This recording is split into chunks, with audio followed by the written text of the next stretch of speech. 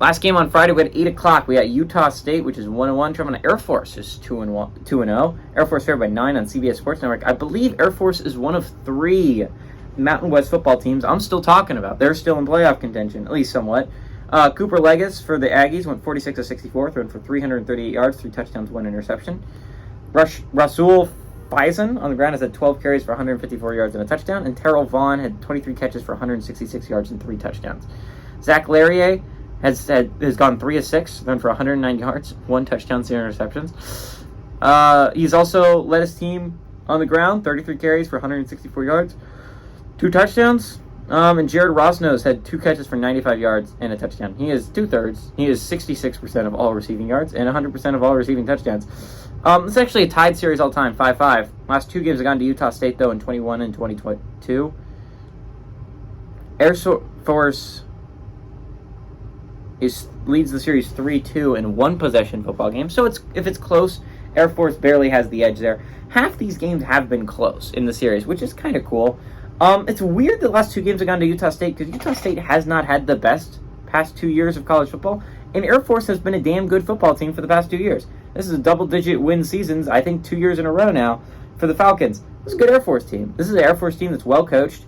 They're going to compete in the Mountain West this year. I think arguably they're the 3rd best team in the Mountain West, maybe 4th depending on your rankings. I feel like it's hard not to put Fresno State at once just because of how good they've looked through 2 weeks, and they beat Purdue, who just beat Virginia Tech. I mean, that's a solid Fresno State team. It's a good Fresno State team, and I'm going to be interested to see how they're going to do the rest of the season. I mean, you look at their schedule, they should be favored in all the games left, but there's going to be some tough ones, right?